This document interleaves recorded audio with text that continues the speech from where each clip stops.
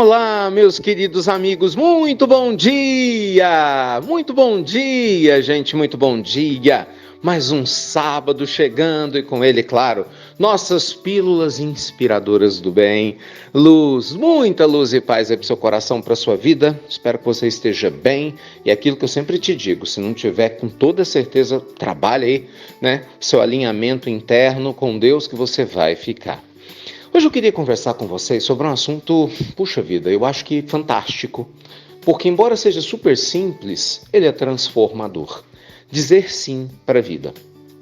Dizer sim para a vida mesmo na hora das crises, mesmo na hora dos medos, mesmo na hora das dificuldades. Eu sei que parece muito simples, né? Quando a gente ouve alguém falar, diga sim para a vida, né? Assim, seja otimista, pense positivo. Não, não é simples. A vida não funciona assim. Né? Nós temos dificuldades, nós temos momentos tristes, né? Nós temos assim, instantes em que a gente duvida de si próprio, a gente tem problemas financeiros, comportamentais, de família, não é verdade? Temos problemas sociais enquanto país, né? Problemas mundiais enquanto planeta. Então não é simples, a vida não é simples no sentido de falar assim, vou ver tudo positivo, pronto, mudou tudo. Não, isso é uma aprendizagem. É aqui que mora o segredo, se é que isso é segredo. A gente não vai um dia acordar vendo tudo de uma hora para outra maravilhosamente bem. Nós vamos construir uma visão da vida diferenciada, inclusive em meio das crises, para que a gente possa estar bem, apesar delas, apesar de tudo o que nos rodeia. Se você for estudar a vida dos grandes mestres espirituais e de grandes seres que estiveram aqui no planeta, nós vamos perceber, meus amigos, que todos tiveram graves problemas e nenhum deles nasceu completamente pronto para desempenhar o que desempenhou. Já parou para pensar nisso? O Buda, que é uma grande referência histórica, desenvolveu o budismo, né, com a doutrina magnífica. O Buda teve uma parte da sua existência muito conflituosa, extremamente conflituosa, eu diria. Seja no palácio, lá do Shakyas, né, seja depois 6 anos perambulando na floresta, buscando em caminhos diferenciados, né, trabalhar a iluminação, até o momento em que ele se encontra.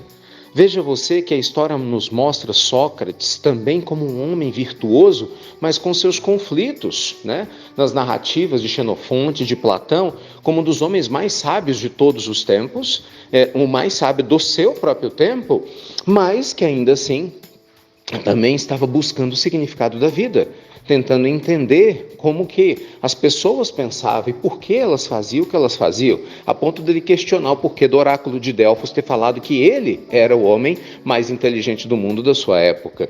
Então, Sócrates não nasceu Sócrates. Veja bem, o Buda não nasceu Buda. Pega Jesus, mesmo Cristo, que é o maior de todos, nossa grande referência. Nós temos uma história linda de Jesus menino, que é pouco conhecida, Jesus adolescente, mas veja, o próprio Cristo só se revela ao mundo na sua vida adulta, né? Depois dos seus 30 anos. Obviamente, a matriz espiritual perfeita do Cristo estava ali, mas a sua plenitude veio depois de ele superar desafios, conflitos e outras questões mais. Chico Xavier viveu grandes desafios na sua vida. Chico não nasceu o Chico que nós conhecemos. Chico nasceu a criança que teve medos, receios, passou por um monte de provações, mas não desistiu. Então o que eu quero dizer, gente, é que você tem que dizer sim para a vida. Mesmo quando você tiver medo, se sentir na solidão, você precisa dizer sim para a vida.